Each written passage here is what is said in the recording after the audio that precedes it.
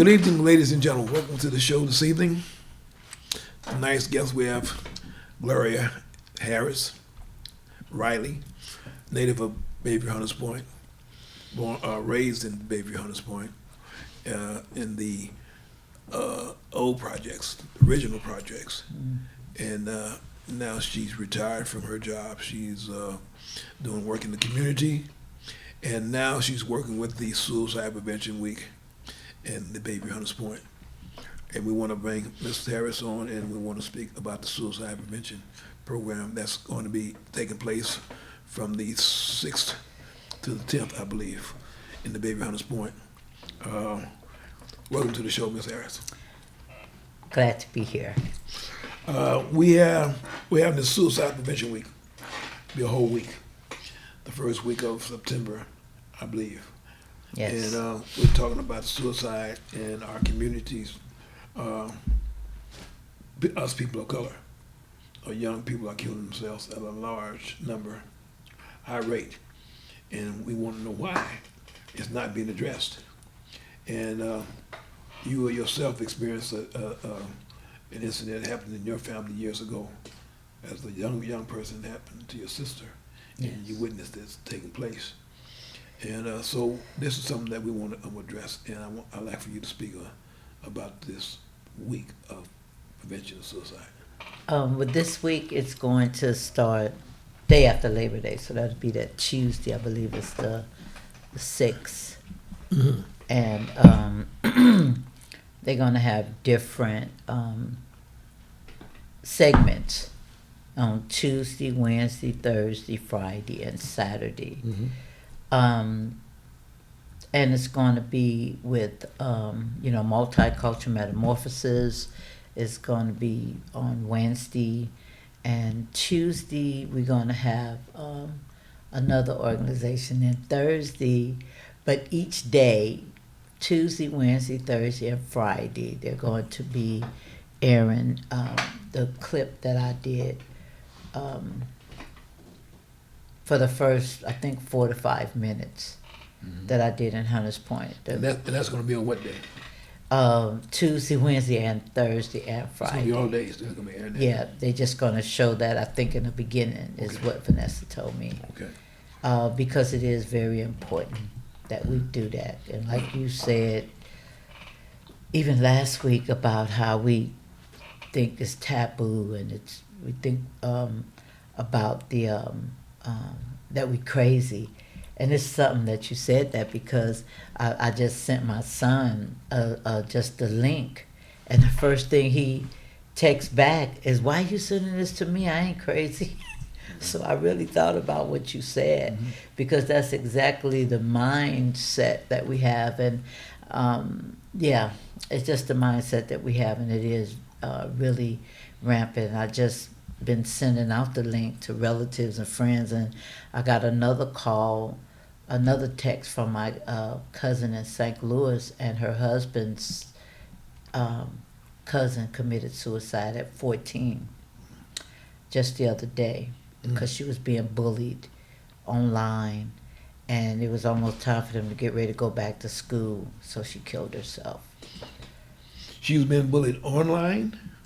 And at school. Yeah, at school. And the school hadn't started. They was about to go back to school, and she didn't want to go back to school and be bullied.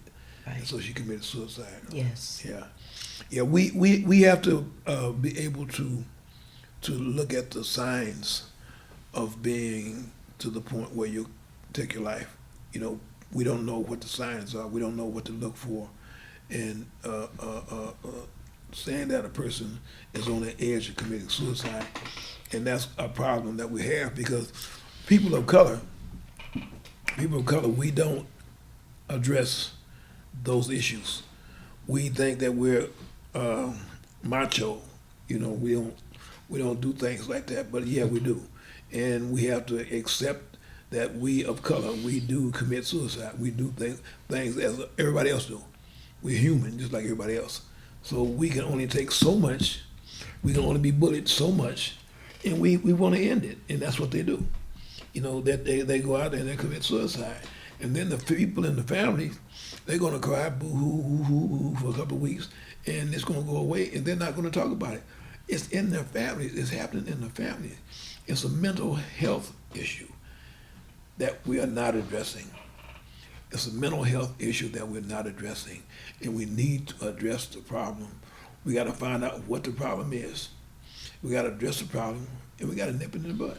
Yeah, I think we have to. Yeah, that's why we're having this conversation, because we don't talk about it. Because everybody that I've been mentioning to, even at the chiropractor, and he had a friend that had just committed suicide in another state, another young black guy, and I'm just hearing just by me having a conversation with people and sending them the link from last week, and people saying, "Oh, Goya, this is really, really needed," and then they tell me a story, and so it's really need that we need to continue to have the conversation. Sure. So that way people will feel comfortable, and it's not it's mental stress. Mental stress, that's what it is. Yes. Mental stress. Yeah, you don't have a mental illness like something you're crazy, but No, it's some mental stress that we need to have a conversation. And I wish we had that when I was growing up, when it happened to me, because I didn't understand it all.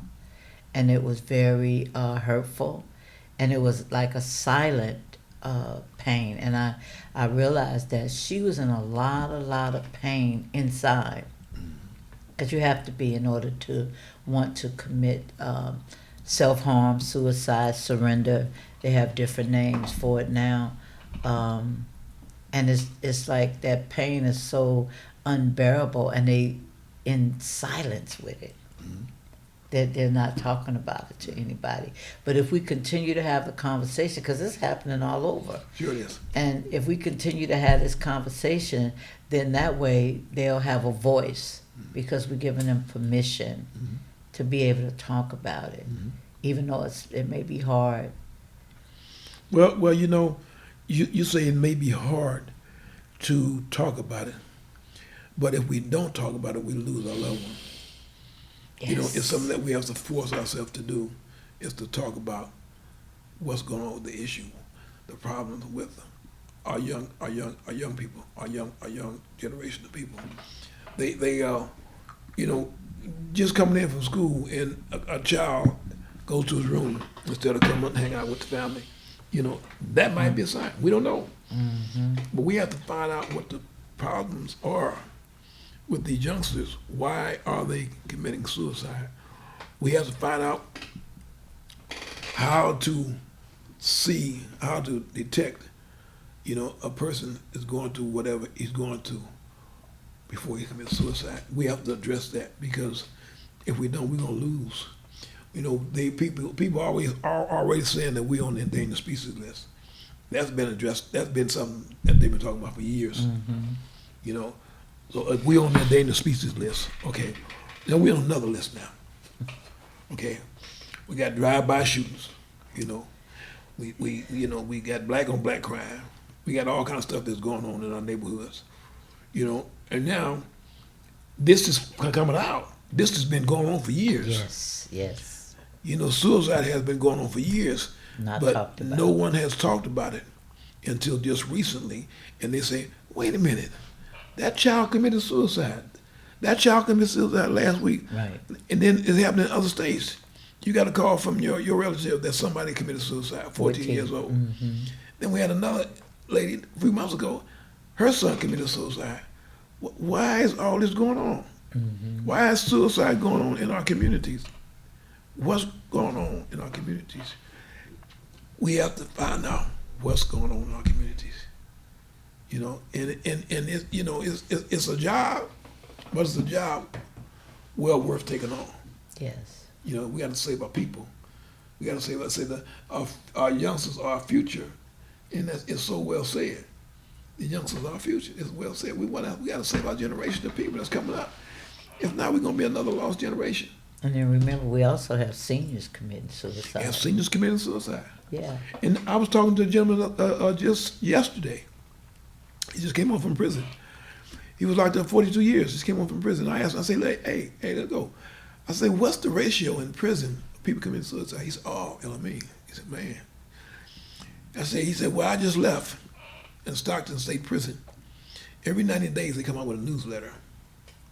And the newsletter is of people that's committed suicide in the last 90 days. He said every 90 days there's at least 30 people that commit suicide. Now that's just one prison. That's just one prison that he's talking about. And this is in the medical facility in Stockton, California. So I can see we got 36 prisons throughout California. Right? Used to be 12. 36 prisons throughout California. And I can just imagine in all these prisons throughout California, how many people are committing suicide? Even in the county jails. Even in the county jail. A large number of people committing suicide. And what's going on for them to commit suicide? What's happening? You want to leave here earlier than you're supposed to leave? And we all got a deadline. We all have an expiration date. We're going to leave here. Right? You know, we got so many breaths, so many much wind we're going to take in, and it's going to stop. Our heart is going to take so much, it's going to stop. But why make it earlier than you should? Why leave here? I mean, there's a whole lot going on in this world. A lot of bad things going on. Yeah, and I think we need the resources and the support for the family as well as the person that want to commit suicide, because it can be real trying and emotional. Sure, it can be. And that's why people don't like to look at that type stuff. But if we had the support and the resources to understand how to even take care of ourselves as we're helping our loved one that's suffering from that. Where's those resources that we have, and what is it that we need? We have to figure that out too, you know, in order to take care of ourselves, like to be able to grieve the reason why they want to do it, and don't blame yourself and blame someone else and go through all that. What do we have to do as a family to come together to be able to work through this issue? You know, because I wish we had done that in my family, but that's why I'm here now, just so I could really be able to, you know, help, because it took a lot of years of silence for me, like 22 years before I even really cried. And that was really something. So can you imagine, you know, that we just go through it silently? And I'm just thankful, though, to God that I'm able to talk about it now, to be able to help. Right. Yeah. Right. Because it's really, Yeah. I want people to. I want this. What I want to suggest for our family members, for our loved ones, people that we know. If you see somebody that's going through some changes and it's not normal, talk to the individual. yeah. And they Find out what's going on for a person not to do his normal routine that he does, or her, or she, whoever it is, he or she. The normal routine that they normally do, what's going on? What changed there? I know the weather's changing, it's getting hot. You know, different things are going on. School started back. You know, they come in, they got homework to do, whatever they're doing. They got certain things that they do on a regular. And we need to start addressing, start looking at what a person is doing that's different from what he normally do, his normal program. And if there's something that you see that's different, talk about it. Talk to the individual, address the individual. Let the individual know that you care. Okay? Because the little things that you say or do can change the person's life. Little words that you give a person, little influence you give a person can change the person's life. You know, you never know the words that you give a person. You know, either can make it better or can make it worse. Okay? But we're trying to make it better for everybody in the whole circle. When a person comes in the house and they talking a certain type of way, don't just say, oh, that ninja's crazy. He lost his mind. Okay, he may have lost his mind to an extent, but something made him lose his mind. He didn't just lose his mind. He didn't just go crazy. He didn't just start talking in riddles and all kind of, you know, tongue, all that kind of stuff. He didn't just start talking in tongue. As I say, you know, he started talking at the neck. And that's all rap. He didn't just start talking. Something tones in the dark like that. So we got to start looking at these things, start seeing these things, that's what's going on in our families, and start addressing the issues. Right? Because see, we got a situation that's going on, It's bad. And that's really good what you said about talking, Yes. because that's real important. And the gentleman that told me about, because sometimes we may not see anything, but someone may come to us and tell us that someone is thinking about committing suicide. And then this gentleman, someone told him about his son that's 23. And so he went to talk to him, just like what you said. Someone told him that behind a breakup. And he went to go talk to his son. But in the beginning, he said what he did is just was with him, just was being with him. He didn't ask about that. Yeah, sure. But what it did was put the radar up for him to start spending some extra time with his son. And then he's going to continue that talk, because that's what he told me the other day. He's going to continue, and then to get around to why did you even think about that, and what can we do to help that. Well, sometimes it pays just to listen. We don't have to talk. You know, a person just might want to vent, just want to say things that they don't have nobody to listen. That's gonna listen to him. You know, he ain't gonna listen to him anyway. I'm not gonna say nothing. You know, and I'm just gonna keep it to myself. And it's like a pressure cooker; it just builds up, and then explodes. You know, but you gotta be able to sit out and listen to what an individual say, and you'll be able to determine if that person is in the right mind or not. And then you can kind of like get the medication that you need. You know, not physical medication. You know, I mean, you know, just medication that a person could just talk. That's the medication. Talk. That kind of medication. A person that wants to say something, he's about to vent it and talk to a person and say, well, man, I had a bad night, I had a breakup. You know, we just use this for instance. We had a young lady and a young man had a package deal. They were going to commit suicide. I think you and I talked about that. They had a package deal. They were going to commit suicide together. Right. And this wasn't too long ago. Right.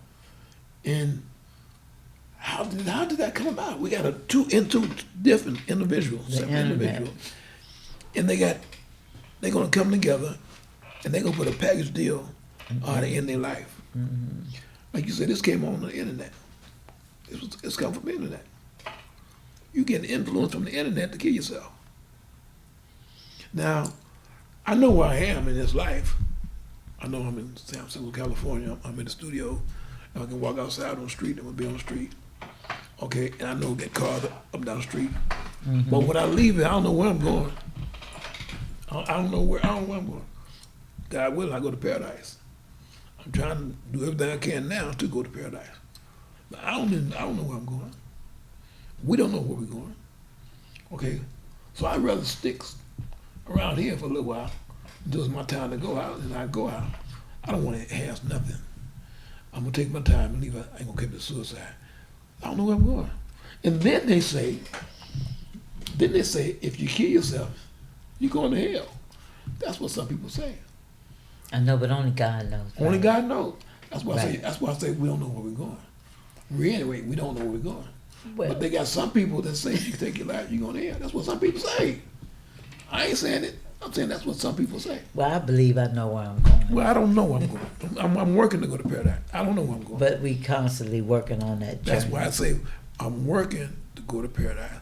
I don't know where I'm going. I'm trying to have my bad scale be gone and my good scale go up. I'm working on that. But I don't know where I'm going. I know where I am now. Okay, and it's hell right here on earth. But I'm dealing with it every day. We're dealing with it every day. So let's deal with this instead of going somewhere else where we don't know where we're going.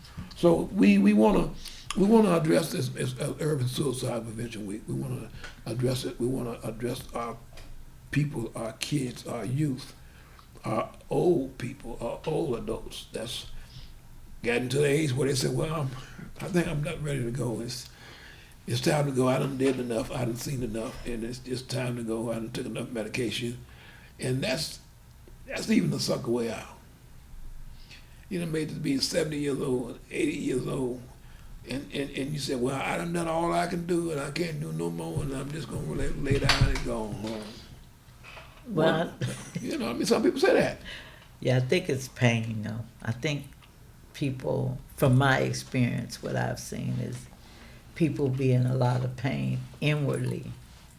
And, I've even thought about that and wrote about it. And You thought about what? About not, pain? no, I thought about when my sister committed suicide and how she may have been feeling. Because I was like, she said they said it come from her childhood. I'm like, I'm in her childhood. I don't want to die. So, and to do something like that. Excuse me. What come of suicide thoughts came from her childhood? Is that what Well, you're saying? right. That's when she went to the psychiatrist, when the second time when she tried to commit suicide as a teenager, and I asked her, Pam, well, what the doctor say? You don't talk about that, but we finally talked about just me and her, and she said, well, they said it come from my childhood.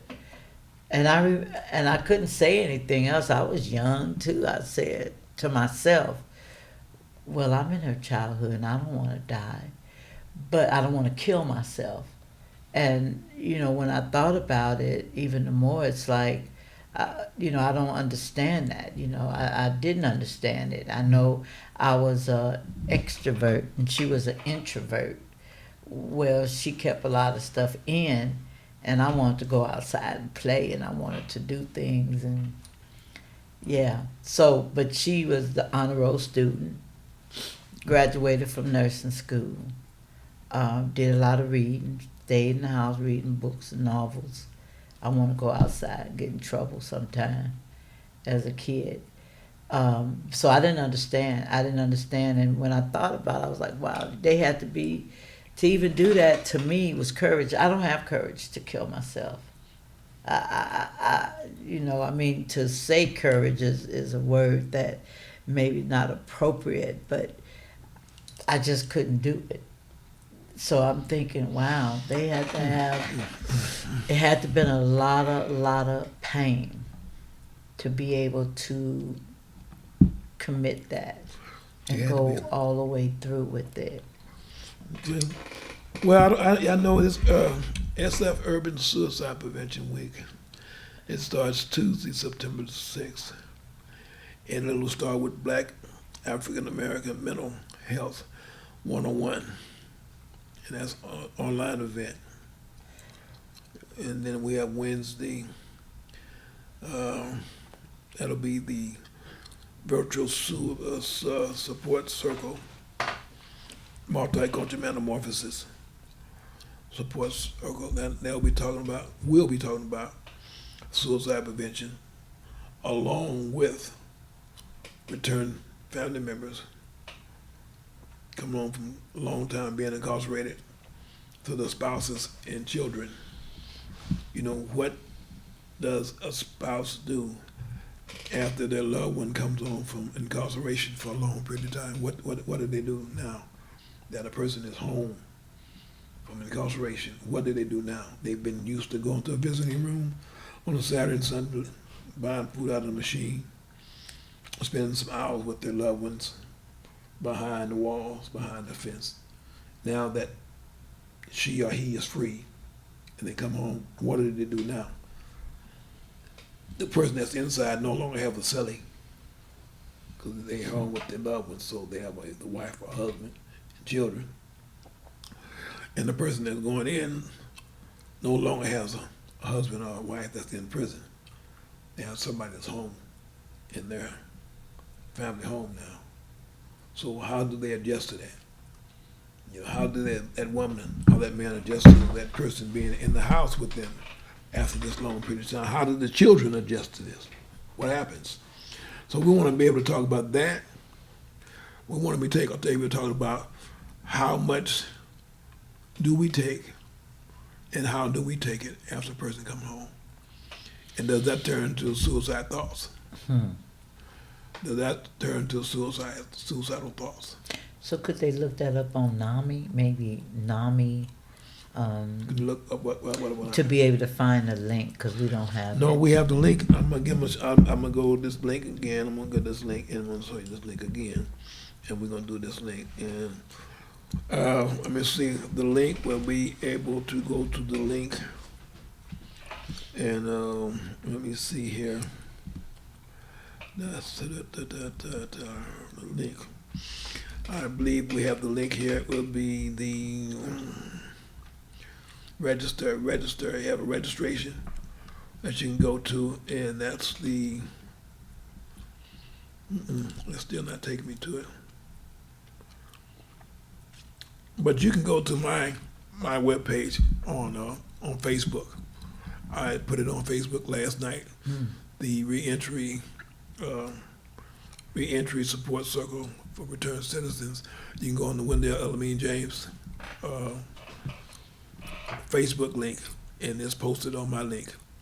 And the website is on there. There's a Zoom link is on there that you can just hit it, and it'll come right into the website. And that's Wendell, Wendell, Elamin, Elamin, James, James. And that's my Facebook page that you can come on and you can look it up and come on to the show on Wednesday at 6 o'clock. We'll be there talking to the viewers. That's going to be part of our program for that day. That'll be from the 6th until 8 that evening. You can come on the show. You can mute yourself. You can cut yourself out, and you can be part of the show. Take part in what we're saying, listen to what we're saying, and be a part of it.